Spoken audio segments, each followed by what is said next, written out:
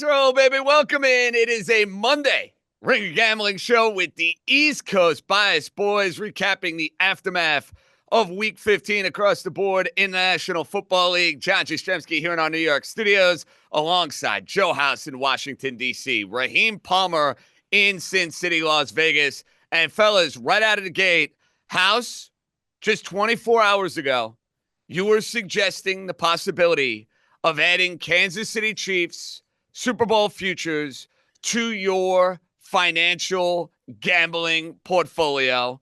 24 hours later, Week 16, they're dead and buried. The Chiefs are done.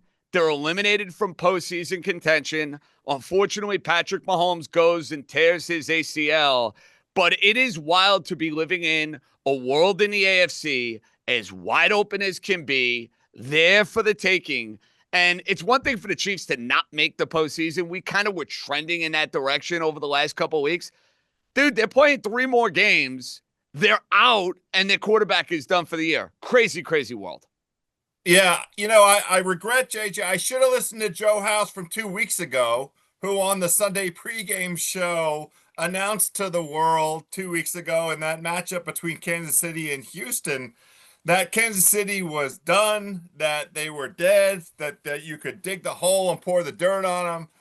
But no, I got sucked back in, and the circumstances in which we got sucked back in was that Chargers team in that very tough game against the Eagles, and Kansas City. We just gave respect to the vintage. We paid we did the tip of the cap. So look, man, we've got a decade worth of evidence about this Kansas City team, about the decision makers, the guys that are responsible for executing here. And we said, when you consider that body of evidence, then this is a spot where Kansas City takes care of business against the Chargers. And if you think that's going to happen, then by extension, they set up pretty well for a little bit of a run here. But nope, it's over. And really, we saw this coming at the Super Bowl. The way that the Eagles dominated this Kansas City team, Kansas City never really addressed it. They lost in the trenches in the Super Bowl, and you just bring it all the way forward to December the 13th, 2025. They still were losing in the trenches. The Chargers kicked their butt in the trenches, and that was the difference in the football game. And that's why the Chiefs are staring an existential, it's not a crisis, it's a question right in the face. What are we doing this offseason? What are we doing at head coach? How are we going to handle this upcoming season in terms of we're way over the cap? What do we want to do in terms of team building? How are we going to develop a run game? All those questions right in their face, Monday morning, December the 15th. The Ringer Gambling Show is presented by FanDuel. FanDuel's got it all. Same game parlays, quick bets for jumping in live, and your way, so you can build the bet that fits your parlay. Plus, don't miss out on holiday offers and surprises all month long. Download the FanDuel app or head to FanDuel.com/gamblers to get started. 21 plus and present in select states, or 18 plus and present in D.C., Kentucky, or Wyoming. Gambling problem? Call 1-800-GAMBLER or visit rg-help.com. Call 1-888-789-7777 or visit ccpg.org/chat in Connecticut. Yeah, it was very fascinating because it feels like Mahomes' career is mirroring Tom Brady's career in the sense that they both come off a Super Bowl in which, had they won, they would be on the pantheon of greatest to do something that we've never seen. Obviously, Tom Brady would have been 18-0. Patrick Mahomes, it would have been 3 straight Super Bowls, something that no one has ever done. And then the following year, they tear their ACLs, the 9th season. So it's very fascinating. So it looks like the Chiefs are headed for a retool or a total rebuild. We saw the New England Patriots, they went 10 years without Super Bowls. Tom Brady went 3 years without winning a playoff game. So it looks like it's going to be a long road back for the Kansas City Chiefs. I imagine this is probably an 8 to 9 month injury. It could be 12 months if it's a more serious ACL tear. But this takes the Chiefs not only out of contention for this year, but for next year as well. Because even if Patrick Mahomes comes back it's hard to imagine him being the same Patrick Mahomes that we've seen in the past. Now, it's tough to like just imagine because we've seen this team. They've either gone to the AFC Championship game or they went to the Super Bowl. Like that's what we've seen the last 7 years. So this is a drastic fall off, and now it's time for another team to take their place.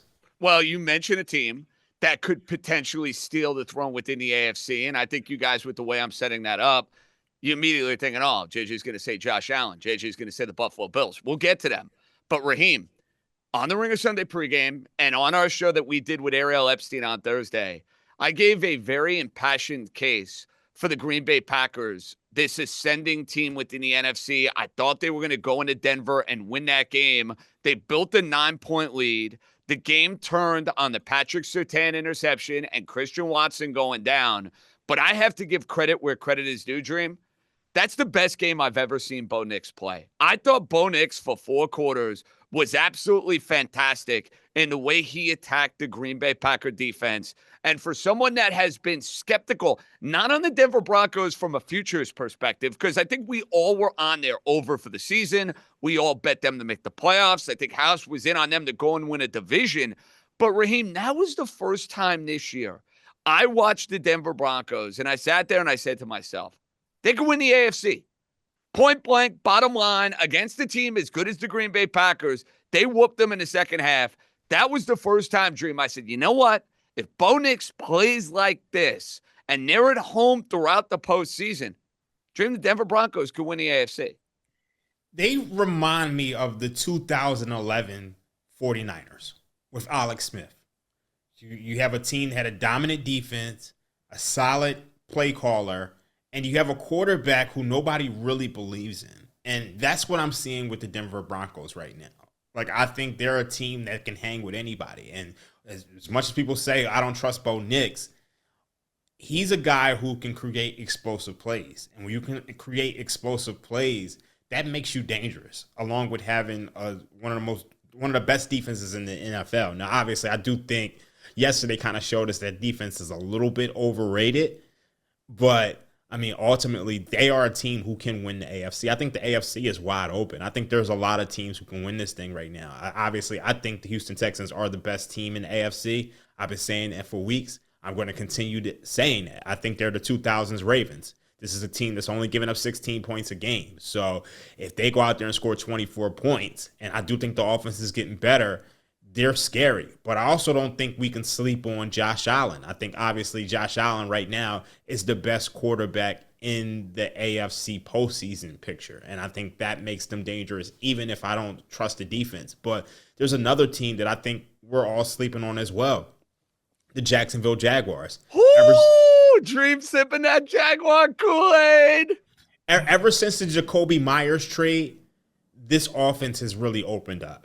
And I still want to see a little bit more, but I think we're seeing something with the Jacksonville Jaguars, and it feels like they're putting something together. So they're a team that I have my eye on as well. Yeah, I agree with Dream about Jacksonville up to like round 1. I like the idea. They have more sort of layers to go here. There is no question that Liam Cohen and Trevor Lawrence are seeing the world the same way, which wasn't the case necessarily at the beginning of the season. And so I do think that the ceiling for Jacksonville is high, but I don't really, you're Trevor Lawrence on the road in the playoffs, man. You're going to have to really convince me of that one. But it's a good observation. The team that I think is the team to beat in the AFC is Houston. This whole show, a lot of the folks in the Ringer gambling space here have been riding this Houston wave really for, I don't know, 6-7 weeks. Dabbundo would say that he's been on them since the beginning of the season because of the unders that he's been playing to great success with them. But I don't mean that to disrespect Denver. I mean, the situation yesterday, JJ, we both, Sal and I think Dream all sort of expressed, some wariness around investing heavily in Green Bay yesterday. because of the fact that Denver has shown an ability to raise its standard when it's going up against, classy teams. And if you look at their resume, they now have wins against Green Bay, Philadelphia, Kansas City, and Houston on their resume. That's pretty good. And they weren't all home games. So the counter to it is they keep winning one-score games. And at some point, you could be Kansas City. You could win every one-score game in a season like Kansas City did last season. But at some point, NBA, NFL experience tells us that there'll be a little regression, and it might catch them one time. There is still a maturation process we're watching happen in live time with Denver. But I to me, it's Josh Allen time. We really should see it. He has reascended to the top. I don't have the MVP odds open right now, but it's got to be Stafford and Allen at this point, and it's got to be pretty close, I imagine. Right, JJ? Now, you have MVP odds. It's funny you went in that direction. I wanted to give you Joe House. And yes, you're right. It's probably a two-horse race between last year's MVP winner, Josh Allen, and the guy who has been brilliant, the ageless wonder, Matthew Stafford, who did his thing for the Los Angeles Rams against the Detroit Lions on Sunday. But to me, the juicier piece of info, you guys mentioned this wide open AFC. And I get it, House, because the narrative in Buffalo is going to be, hey, if not now, then when for Josh Allen, when for Sean McDermott, and when for this Buffalo team with the boogeyman dead and buried in Mahomes and the Chiefs, with Lamar and the Ravens. Yeah, good win against the Bengals, but it's a vulnerable, weakened Raven team from what they've been in years past. This is what I want to hit on here. AFC odds. Denver Broncos, more than likely going to be the 1 seed. They're plus 320 to win the conference. Buffalo and Josh Allen, best quarterback playing, no question about it, plus 380. Simmons Patriots are at 5-1. The team that Raheem and I are very invested in, the Houston Texans, plus 550. Jacksonville 7-1. Baltimore 950. Chargers 10-1. Steelers 22-1. If I can give you a free bet on my account, Joe House, on someone to win the conference with that wide open odds board that is in front of us on FanDuel, what's the bet? Houston Texans. I think that they are the one thing that they can't have, and I want the reassurance around it.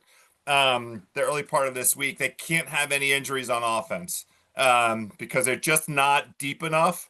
But if Woody Marks, he came back and continued in that game after going out for a minute there. But Houston at that price feels like pretty good to me. I don't see value on any of these right now, but obviously I am very high on Houston. But I mean, like at the current numbers, I wouldn't suggest making a bet on any of these at this point in time. But I do like Houston, obviously.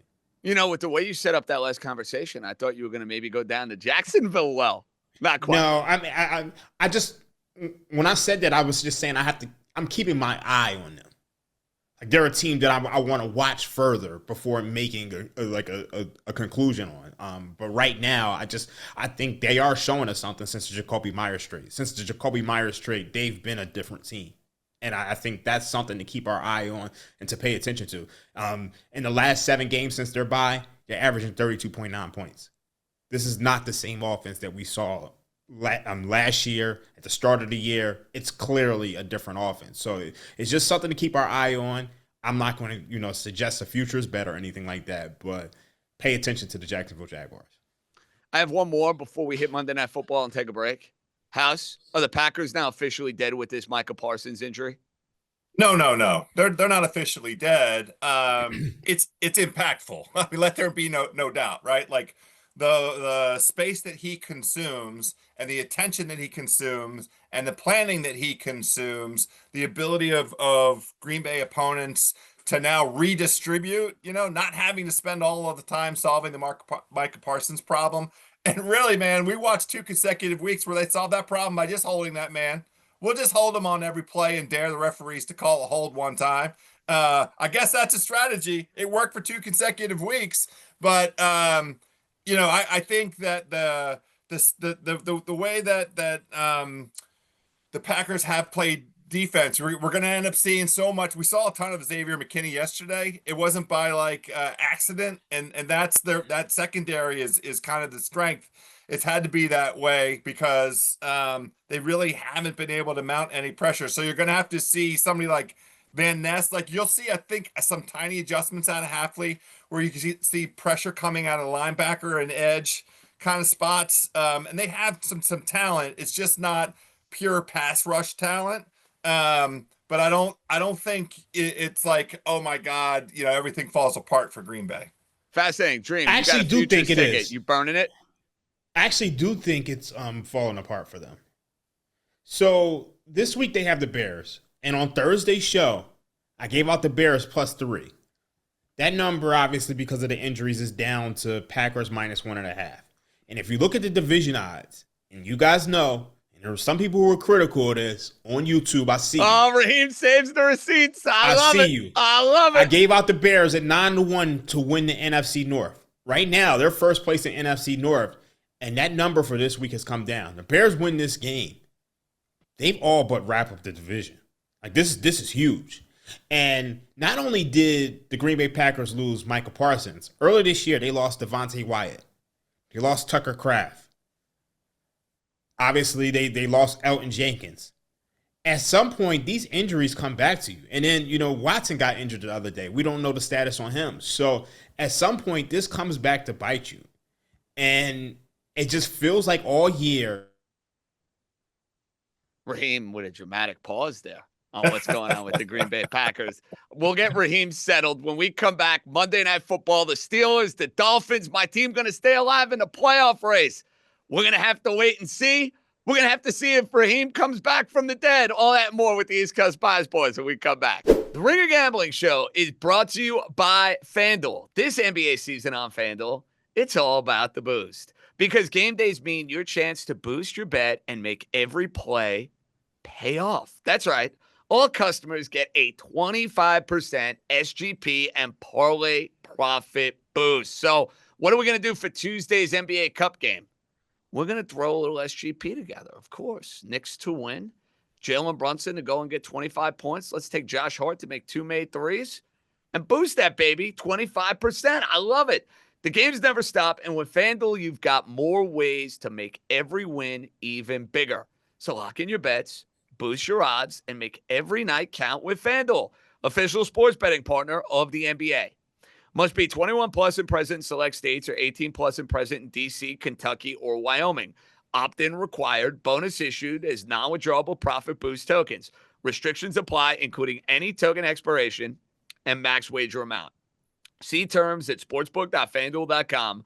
Gambling problem? Call 1-800-GAMBLER or visit rg-help.com. Call 1-888-789-7777 or visit ccpg.org/chat in Connecticut. Welcome back to the Ringer Gambling Show with the East Coast Bias Boys, Jastremski, Joe Hass, and Raheem Palmer. Before we get to the Dolphins and the Steelers in the finale of Week 15, Raheem, you cut us off. You were making a brilliant point on what the Bears are going to do in the NFC North. We got to give you the last word on that. All right, so obviously the Packers, they lost Parsons, but they've also lost Wyatt. They lost Kraft. They lost Jenkins. That's a lot of guys. And at some point in time, it catches up to you. You got the Bears this week. They're only 1.5-point favorites. Obviously, I gave out the Bears last week at +3 on our Thursday show.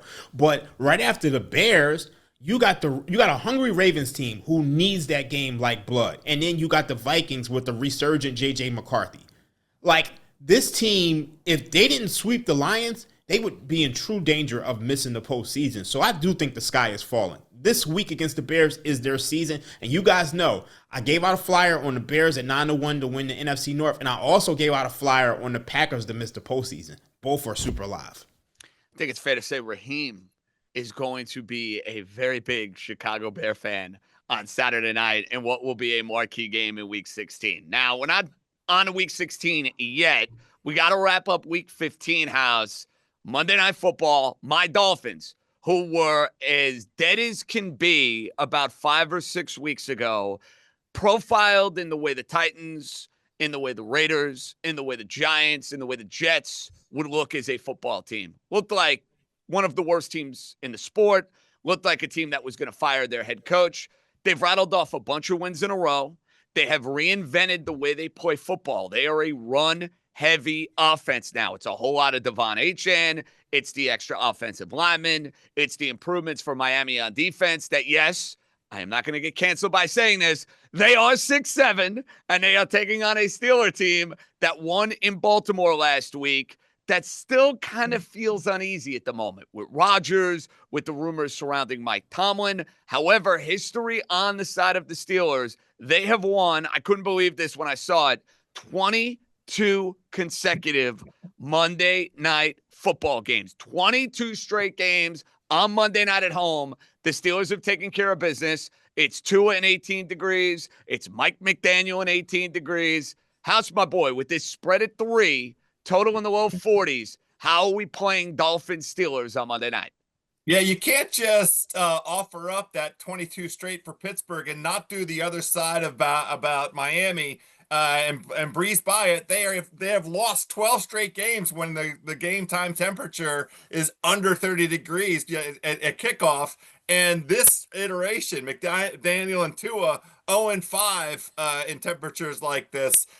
So you put those two together, how could the Dolphins possibly win? Well, look, this Dolphins team is a very good kind of exhibit for why you don't pour dirt on a team through the first 6 weeks, because they organically have completely repositioned themselves. Now, part of that includes catching a stretch of teams that they could go out and beat. Their schedule got friendly at the same time as they identified internally that rush game, and specifically the offensive line, JJ. They have some strength up front in terms of establishing the run. They got a run scheme, and Devon Achane came into the season very highly touted in terms of his capacity, his burst. So they layered into that, and that has essentially like repositioned them to be competitive every week. They took the ball out of Tua's hands. And that's the game plan. So let's see in the cold and in all of these narratives and trends and stuff beating us over the head and in the face. If this Dolphins team is up to it, on the other side of it, what is there to trust with this Pittsburgh Steelers team? And how can you get yourself excited when TJ Watt isn't playing football for them? They're an every other week team. You never know offensively what they're going to be able to establish. It all depends on how Aaron Rodgers is basically feeling, his accuracy in the short game. They're having a hard time establishing a run game with their two-headed running back attack. So I've played the Dolphins up to 3. I like the Dolphins getting the 3, and I'm comfortable with it. Yes, I also like the Dolphins in this game. We know without TJ Watt, the Steelers are like 1-11. They struggle without him. And the Dolphins have just simply been the better team. If you look at the last 6 games, the Dolphins are 3rd in that success rate. The Steelers are 16th. And I think House hinted on it. I mean, you look at the Steelers, they've really struggled to stop the run recently. I mean, you go back to the game against the Ravens. They give up 94 yards to Derrick Henry. You go back to the game against the Buffalo Bills. James Cook had 144 rushing yards. And then obviously we know that the Bears, with their two-headed rushing attack, they were able to get off as well. I mean, it wasn't as strong as, some of the other performances, but I think this is a spot to where you take Devon Achane. Like, I think his props, you're looking right now on the FanDuel Sportsbook, his over is 79.5 rushing yards. I think he gets over that. I think you see a lot of, rushing plays. And, a lot of times we talk about Tua and cold weather, but sometimes you just have to look at the fact that they just play better teams. They played the Chiefs, who ended up winning the Super Bowl in the postseason on the road. They probably would have lost to the Chiefs if it was 70, 80 degrees. It didn't matter if it was, 15 degrees or it just was cold. They just weren't the better team. So at this point in time, I believe that the Miami Dolphins are the better team. They're catching points. If you look at the Pittsburgh Steelers, they're 0-3 in primetime this year. So you can pull out numbers and stats for either side of this. But I think ultimately the Dolphins are the better team. Give me the +3. The boys are siding with my boys. Now, I'm just going to caution you, Joe Haas and Raheem Palmer, as someone that has rooted for the Miami Dolphins their entire life, going back to the days of Dan Marino. This is a game the Dolphins, under multiple regimes, under multiple head coaches, under multiple quarterbacks, not just Tua, Tannehill, Pennington, Fiedler, Marino, I don't care who it is, they lose this game. However, not tonight. I'm with you guys on this one. And you want to know why I'm with you guys? The Miami Dolphins have reinvented the wheel. That sixth offensive lineman has changed the entire fortunes of their season. Run Devon HN. Raheem hit on the fact the Steeler defense stinks with TJ Watt. Now, all of a sudden, the Steeler defense that cannot stop the run to save their lives is all of a sudden going to be able to stop one of the most prolific running backs that the sport has to offer. I, for one, don't see it. Now, there's a major, major caveat I am throwing in. Miami Dolphins cannot lose a turnover battle in this game. We know there's a lot of voodoo when you play the Pittsburgh Steelers. House is shaking his head because he's been on the wrong side of it plenty of times where, hey, all of a sudden the guy loses a fumble, you muff a punt, Tua throws a duck that gets intercepted.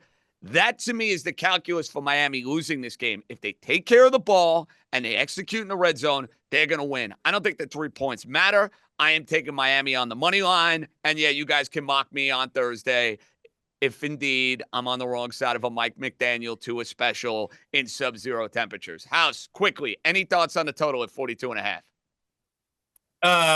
Feels like an under to me because I do think that Miami will try and play ball control. I do think the game plan is what we're describing. So that would be my inclination. It in the cold in general, not that conducive to big explosives. So I would lean that direction, but I'm not playing it.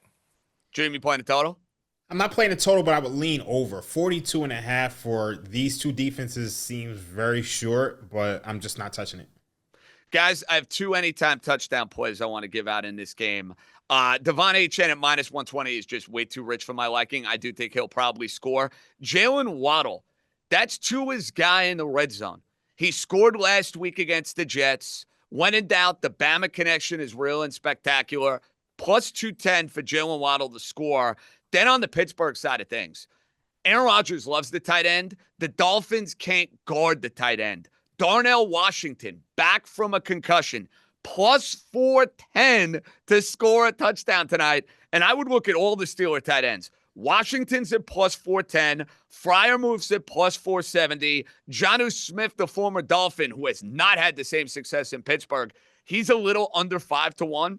I think you could sprinkle all three of those tight ends, and I think one of them will end up scoring, and you'll have yourself a nice little payday. So the tight ends are a way to maybe get involved with the anytime touchdown market from a Pittsburgh Steelers side of things. All right, boys, when we come back, we will go through the mulligan, the pick of regret for Week 15, and the bet we can't wait to make in Week 16. The East Coast Bias boys are coming right back. It's East Coast Bias with the Ringer Gambling Show recapping Week 15 in the NFL. And as far as the pick that I have regret on, Joe House, it has to be, for me, the Kansas City Chiefs, and I'm going to tell you why. It's not the Green Bay Packers. You know what? Denver shut me up. The game turned on the Patrick Surtain interception. That, to me, is an acceptable gambling loss. I can live with it. We all watched Kansas City over the last couple of weeks. We watched them against Denver. We watched them against Dallas. We watched them against the Houston Texans, where all three of us made money on Houston on the money line. And yet we went right back through the turnstiles, House, and said, we're going to go and line up on betting the Kansas City Chiefs again and lay 5.5 again. And the market got steamed again. That was a regret. If I could have it back, it's a pick I wouldn't have made. Yeah, I would just say it was small D defensible, not big D defensible, in the sense that we thought that they had an advantage in the trenches, especially the defensive line of Kansas City, putting pressure on the Chargers the way that the Eagles had put pressure on the Chargers. That was wrong. They did not have that advantage, and the Chargers ate their lunch. My regret, Seattle. Why didn't we do a bit more? Now, Dream did put into the chat, we did get a little live bet down on Indianapolis, but believing that Seattle was going to win by margin, just roll that Indianapolis team. Indianapolis had the whole week to prepare with the Hall of Fame quarterback, and it really was ultimately not so much about the Hall of Fame quarterback. It was the ability of that Indianapolis Colts defense to take whatever Sam Darnold and Seattle wanted to do. The real problem that Seattle has is they can't move the ball. They don't have talent. They don't have enough one talent on playmaker, offense. House. They have one playmaker. That's right. Other than that, they're not keeping you up at night, and the quarterback's not keeping you up at night. I didn't know if it was advisable, but because I wanted to go on the ride with Phillip Rivers, full disclosure, I said I'm betting them plus 13.5. Like, I didn't necessarily think it was a good bet. I didn't want to advise anybody to do so. But I said it. I said it to Dabbundo when he came on Sunday morning. I said, the hell with it. Let's have some fun with Grandpa. And you know what, House? He didn't embarrass himself. He looked 44. No. He couldn't move. His arm strength was not good. But, like, when he needed to make a precision throw, it was tolerable. I've seen worse. He just as an adult, he came in and ran the offense. Like, he knew what to do. The guys clearly understood it. Like, they were all on the same page. You see none of the crazy dysfunction that comes from when you get an undrafted free agent quarterback, like what we saw out of that poor kid Max Brosmer 3 weeks ago coming into Seattle. Like, that kid hadn't played a down of professional football in his life. Phillip Rivers is a professional football player, probably Hall of Famer. I mean, it was impressive. I enjoyed it. Dream, Mulligan, I know where you're going. I don't necessarily have a regret, but I will say the worst bet I made yesterday was the Dallas Cowboys. That's where I knew you were going. 5.5. Look, I said it that I would pay to see J.J. McCarthy go out there and score 25 points. He went out there and scored 34. And from what I saw this week and what I saw last week against the Commanders, he does look like a franchise quarterback. Ooh, look at Raheem. I thought the only love you showed with JJ is the guy sitting in this chair. I thought so too, but I mean, he has the arm strength to make the throws. He has running ability to be able to escape. He has running ability to, like, there was a play, I think it was a 4th and 1, and the Cowboys thought they were just going to run it up the middle, and he completely fakes it out and, runs for the touchdown. I just think he's growing. You see that he's not the same quarterback that he was in week 1. And obviously this was a rookie season. We know rookie quarterbacks struggle. I mean, you could see what's going on in Tennessee. And I think you give it another year and J.J. McCarthy, he can challenge for this division. So I don't regret it, but I'm glad that I was able to pay to see it. I mean, I paid to see it. I paid the price, obviously. But that Cowboys defense is just downright abysmal. And then you look at the fact that not only was the defense downright abysmal, the offensive line, I mean, they struggled. They allowed Dak Prescott to be pressured on nearly 50% of his dropbacks. I don't care. And Aubrey missed a couple of kicks for you, Raheem. That's another thing. And that was super rare. So even though I didn't expect it, I mean, obviously I got it wrong, but that was the worst bet I made all week. Gentlemen, week 16, the bet I can't wait to make. I'm taking the tee box on this one. I'm so excited, House. I just had a good haul, and I'm running to the tee box before anybody gets there so I can go and hit my drive. I'm betting Shucky again. He was good to me last week. He took care of business against Carolina. Yes, he got a nice beneficial call that ended up being to our aid, of course. Has anybody watched the New York Jets? Like, I don't care that they fired Steve Wilkes. They have no talent on defense. They're poorly coached on defense. They have an undrafted rookie at quarterback. The team is the definition of a hot mess. The idea, House, that they made progress a couple of weeks ago has been completely silenced with the way Miami smoked them and with the way Jacksonville smoked them. All you need to know with the Jets, I'd come back from the Ringer Sunday pregame. I leave this studio at 12:55 and I walk in the door of my apartment at like 1:12 and I have the 4-box on my phone. The Jets, by the time I walk in the apartment, get moved to the second TV because they don't deserve the 4-box when you're down 14-0 when I walk in at 1:10 in the afternoon. There's a problem there. I am laying it with New Orleans. I like where they're at. I like the way they've looked the last couple of weeks. I think the Jets are a dead carcass. I'll lay points with the Saints. I think they win by double digits. How about that? Well, I'm not going to say anything bad about the Saints because they got across the goal line as my man's best bet. Another underdog winner for me. The game that I'm looking at, JJ, I've already bet the under in the Texans-Raiders game. This is just a question of how many points will the Texans score? Do you think the Texans, if the Texans score 34 and the Raiders score 3, then you win your bet, because the line is a improbably low 37.5. But still, give me the rationale for any points whatsoever out of this Raiders offense that just put up 75 net yards against the Philadelphia Eagles on the road. Just abysmal. Under in Texans and Raiders. All right, I'm going with the San Francisco 49ers minus 5.5 against the Indianapolis Colts. The Disney movie is over. I mean, look, I know Phillip Rivers. I mean, he gave them the lead with under a minute to go against the Seahawks, but the 49ers aren't going to be kicking 5 field goals, 6 field goals. That's just not going to happen. 49ers going to put up some points against this Colts defense, and 120 yards, 18 for 27, 1 touchdown, 1 interception. That's not going to cut it against the 49ers. You're going to have to put up some points. So I like the 49ers minus 5.5. When the team total opens, I want that too. And I'm also going to lay it with the Minnesota Vikings, minus 2.5 against the New York Giants. I think the New York Giants are absolutely cooked. So those are my 2 plays. Raheem, going back to the well with J.J. McCarthy, and the Disney movie is over. So much for the rookie or the next script that maybe they're going to pitch for Bob Iger or maybe our friends at Netflix. It's over. Disney movie, donezo, Phillip Rivers, at least according to one Raheem Palmer. When we come back, Anthony Dabbundo in the house for the second straight week for an in-person 3-and-out. Plus, we need a winner for the NBA Cup final on Tuesday. They're going to be raising a banner at the Garden. I hope not. We're coming right back. The home stretch of East Coast Bias Ringer Gambling Show Monday edition. Joe House, Raheem Palmer, John Jastremski. And yes, for the second straight week, I got a surprise phone call at 10 in the morning. Hey, are you going to be in studio? I'm back. No, it's not Michael Jordan wearing 45.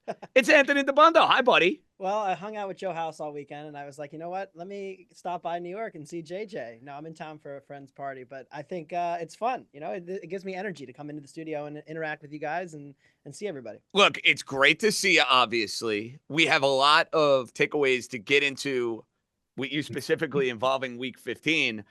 Is take number 1 got to be in 3-and-out, the Phillip Rivers experience? Because Raheem said for week 16, the Disney movie is over. Oh, really? I thought week 15, you talk about riveting drama. I felt invested, Dabbundo, in your Indianapolis Colts. I really wanted to see him win that game. Were you okay with the idea of kicking the 60-yard field goal? Yeah, I mean, I think it was the right decision. I didn't love how Shane Steichen has now, on 3 separate occasions this season, turtled in the final drive of these 1-2 point games. We remember go back to week 2 with Denver and the leverage play where he's kind of settling for a long field goal, and their kicking game has not been consistent. Even Mike McDonald talked about post-game. He said, we didn't think they could make it from that far. So they were trying to manage their own timeouts, and they're saying, okay, we don't know if he can make it from 60. And then he does. Groupie's only been on the team a few weeks. The Saints cut him. Might have been good from 65. Right. It looked great. But then, you know, with the modern kickoff rules, you're also still setting up the other team to do the same thing to you in 30 seconds. So I didn't have a problem with it. I probably agree with Raheem, though. The reason it worked is because the run game worked. They were getting 5 and 6 on first down very often in that game. Now, you can try the same thing against the Niners, but the minute your run game gets a little bit figured out and you're having to, you know, get into those 3rd and 10, 3rd and 8s, it doesn't feel very sustainable. Okay, now I had to get to Phillip Rivers. You might have all these great takeaways for what you saw in week 15. Was that number 1 for you, or you had something different for me?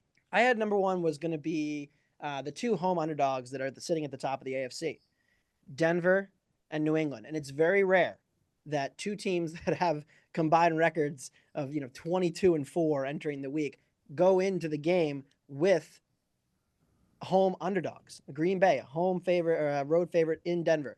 New England, home dog to Buffalo. And I think we all liked generally Buffalo and Green Bay. What did we learn, I think is the question, about Denver and Bo Nix? And then what did we learn about New England and their defense is the question that I'll pose to you guys before I give my take. Those are great questions. House, I said it at the start of the show. That game for me with Denver is the sort of proof that they can go and win the AFC, especially if they have home field advantage throughout, where it is an impossible place to play. The quarterback looks far more comfortable when he is playing these games in his home building. New England, look, were they really going to go and sweep Josh Allen? Were they really going to go and sweep Buffalo? I know they had a 21-0 lead, but Buffalo does that to a lot of teams. They did it to the Ravens. Josh Allen is a magician. He did it to Cincinnati out of nowhere, even though that was the defense. New England, get some guys back. Let's see where they're at in January. I think as far as those two home underdogs, the takeaway I'd have is watching Denver beat Green Bay. I think they can go and win the AFC, and dare I say maybe win the Super Bowl. Yeah, so I'll say I'm not there yet with Denver winning the AFC, but I do think that the observation around New England and the way that the playoff picture is shaking out, New England's defense is gettable, and the way that the wild card is populating itself in the AFC, they are going to play either Buffalo or Houston or the LA Chargers.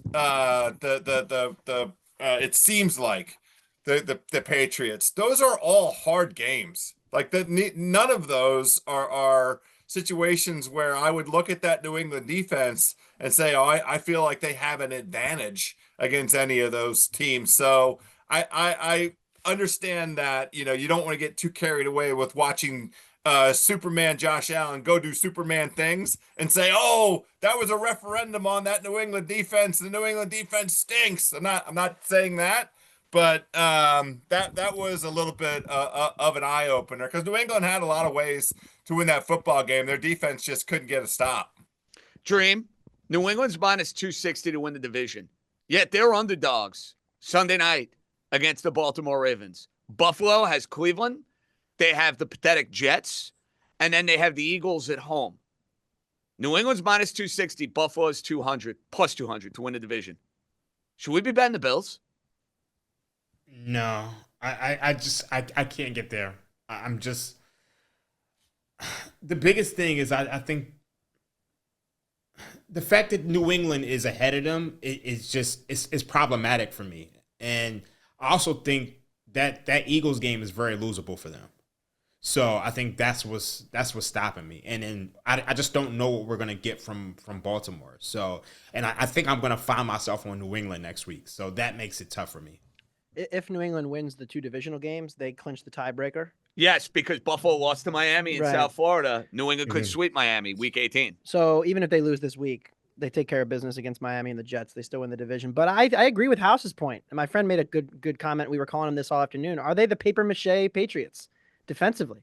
Like, this team has not been tested much all season.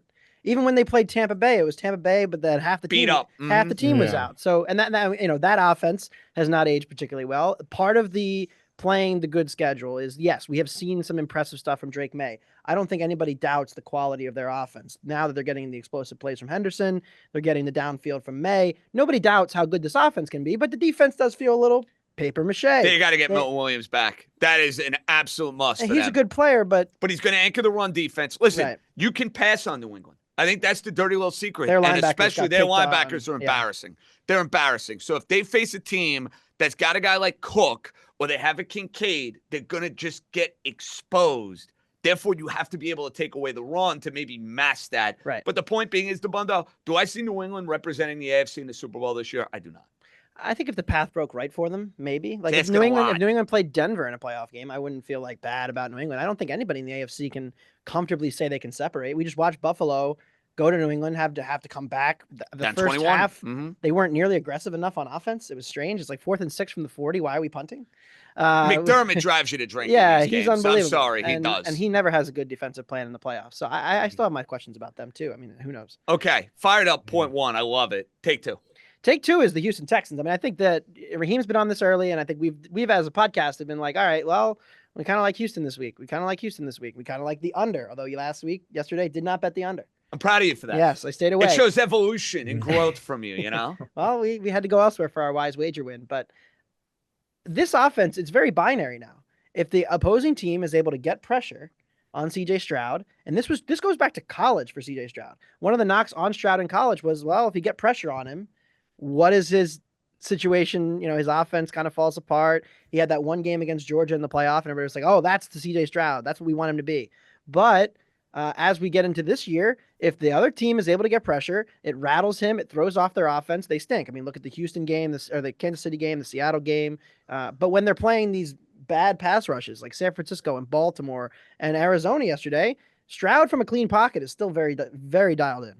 How important is it for the Texans? And this is talking from a perspective of mine where I have a nice, juicy ticket that I made before the Kansas City game at 25-1 to win the Super Bowl. Is it a must for them if they're going to go on a deep January run to at least have one of those games at home and outlast Jacksonville for the division? Or do you look at them and say, you know what? Their defense is so damn good. It's traveling. Home field's not that important. And lean in the direction of home field being not as important. It would be extremely nice, but the way that this is setting up, I don't know that they can catch Jacksonville. Jacksonville's done a really nice job of not, self-sabotaging here on the stretch of wins that they pulled together. So it feels like they have the inside shot to grab that division. So I don't see Houston with home games in these playoffs. And if there's one counter dream, although they've beaten up on Buffalo, you kind of want to avoid Buffalo as long as possible. Although with the way this works out, is Jacksonville going to be that first wild card? Is Buffalo going to be that first wild card? Like, I almost feel as if in the AFC, despite the way Jacksonville has played, AD, feel like if you're one of the contenders, that's the team you want to see round one. Jacksonville? Yeah. Or are you going to tell me the Chargers? The Chargers, yeah. Chargers? Yes. They're so well coached, though. Yes. They're so well coached. But also we've seen, like last year when they went up against a really good defense in the playoffs, their offense kind of broke. And Herbert, listen, I know he's tough. I give him a lot of credit for playing, and I know all the nerds love him. That playoff game last year was embarrassing. It was bad. It was embarrassing. Yeah. So he's got a lot to prove if he gets back into the postseason, which, by the way, he probably will with the way the tiebreakers work for the Chargers. Okay, Texans, juicy, 0.3. Yeah, 0.3 is it's a somber day for me, JJ. I mean, I think the Green Bay Packers are now at a point where you have to wonder, what is this defense without Micah Parsons, without Wyatt, who's one of their best run stoppers, and now Watson goes out injured, and Kraft is out injured, and Zach Tom is. So you're looking around, you're saying, okay, how many of Green Bay's 10 best players are now not playing? It's like 5, 6, including like probably their best player in Micah Parsons. So as a cheesehead, and I've been a cheesehead all year, and I still think they can win next week and win the division. I think if they're going to go, potentially on the road and play the Rams in the playoffs, or they're even going to have to play Seattle, where we know this offense is still a little bit inconsistent from week to week. We're not always confident we're going to get Green Bay's best. You have to wonder now, can Green Bay still do this? Or have they reached the point of no return with their defensive injuries, especially along the front line? And that Watson injury was a huge deal for the one. offense. They looked like a completely different offense, fellas, when you took Christian Watson out of the mix. Raheem, you have the Packers, and it's a very juicy ticket to miss the postseason.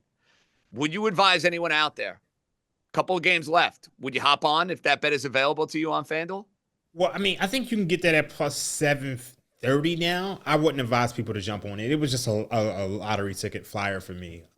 But, I mean, basically, you would need them to pretty much lose out. And then you got to remember they own the tiebreaker over the Detroit Lions. So that's what's going to make it tough, because if you look at the standings, it looks like Detroit is the only team that, could reasonably, catch them. I don't trust Tampa Bay or Carolina, the loser of that division, to make it. And then I think the Cowboys are pretty much out of it for the wild card. So it's pretty much you're asking the Packers to lose out and Detroit to win out. And that's just not, I can't do that. I can't make that bet. Okay, fair enough. AD, sit tight, because I want you involved for best bets. We have an NBA Cup final that we got to hit on Tuesday. House, Raheem. In Vegas. Raheem, I'm sure you'll be there. You were there Saturday night for Wemby and the Spurs taking down the 1-loss, now 2-loss Oklahoma City Thunder. Knicks laying 2.5. Best starting 5 in the Eastern Conference. Flexed all over the Orlando Magic. I bet it on Saturday. Was a nice way to spend a sleepy, snowy Saturday with the Knicks taking care of business. Now the upstart Spurs. Dream, who you taking Tuesday in Vegas? I think right now I'm going to pass. You guys are going to have to check my Twitter or check one of our feeds. Oh, he's giving us a tease. He's like, give me 24 hours and I'm having to play on this sucker. Yeah, I'm going to pass on this at this point in time. I'm still reading the market right now. this number has pretty much been stagnant at New York -2.5, over under of 227.5. There's some 228s in the market, I think, right now at FanDuel Sportsbook. And if you look at in-season tournament over-unders, you're talking about 14-6 to the under. Wemby has come back, and I think that changes the calculus of things because obviously Wemby is just so long. You look at the fact that with him on the court, they're only holding teams to 105 points per 100 possessions. They stifled that Oklahoma City Thunder offense, particularly the half-court offense. But with him off, they're allowing 120 points per 100 possessions. So I got to do some work on this game, but I'll have something by tomorrow. House, I know you got something. Who you playing Tuesday? I mean, what's going to change between now and tomorrow, Dream? I know you're doing the research, but the lines are. I just play the Spurs on the money line. I mean, it's the variance of Wemby. Like, I'm just not going to bet against Wemby because there is. It's not possible to really capture his impact on that team when he's on the floor. We have the splits. We know what the numbers are and all of it. There's something that's not captured in those numbers in terms of the overall spirit and the fact that he keeps showing us that we haven't seen the ceiling. I mean, the jumper that he knocked down from the side, where he got hit twice, he double clutched, he grabbed it, he still raised up over top of everybody and knocked it down. I was like, I'm sorry to do this an old guy thing, but I was like, that's Kareem. I watched Kareem do that 30 years ago or whatever it was. Like, you just can't grab and quantify his impact. So I'm gonna You're not fading Wemby, and I'm gonna bet him. I understand. We want to get the best bets. I'd go the other way here. Just think a little bit of a letdown for San Antonio after a big win against OKC. And the Knicks, they're feisty, they're competitive. I'll lay the 2.5. Best bets. You're in the building, AD. I don't want to forget you. Quickly, what do you got? Well, there's 3 different Pittsburgh tight ends, and I'm struggling to pick one. So I'm going to take a third of a unit. Just throw a little sprinkle. I said that for the anytime touchdowns. They're all juicy. Yeah, all 3. Washington, Smith, and Freiermuth.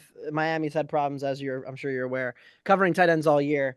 I remember going back to Baltimore. Baltimore was just having a field day with their tight ends against against Miami. I think Pittsburgh can do the same. We have the Dolphins in the 107. I think it's a good matchup for the Miami offense. Pittsburgh's defense is so stale and predictable, but I'll go with the tight ends. All right, House, you got 20 seconds. Best bet. Kenneth Gainwell, anytime touchdown, +160. He gets it running or receiving. He is the safety blanket for Rodgers. Raheem, best bet. Hit me. Let's go Houston Rockets +1.5. And let's also go with Mavs Jazz. No, we're not gonna go with that one. Let's just go with the Rockets. You're rolling with the Rockets. Okay. Yeah. 2-team parlay. Dulcich. Greg Dulcich, 2+ receptions. All of a sudden, a new favorite target for Tua. Devon Achane, you liked it, Raheem? 80+ rushing yards. That's going to do it for the East Coast Bias Boys. We did it. Boys are out. Enjoy your Monday. Be good, everybody. Must be 21 or older and present in select states, or 18 or older and present in D.C., Kentucky, or Wyoming. If you have a gambling problem, call 1-800-GAMBLER or visit rg-help.com. Call 1-888-789-7777 or visit ccpg.org/chat in Connecticut. You must be 21 or older and present in select states. For Kansas, in affiliation with Kansas Star Casino, or 18 or older and present in D.C., Kentucky, or Wyoming. If you have a gambling problem, call 1-800-GAMBLER or visit fanduel.com/RG, 1-888-789-7777 or visit ccpg.org/chat in Connecticut, or visit mdgamblinghelp.org in Maryland. Hope is here. Visit gamblinghelplinema.org or call 800-327-5050 for 24/7 support in Massachusetts, or call 877-8-HOPE-NEW YORK or text HOPE New York in New York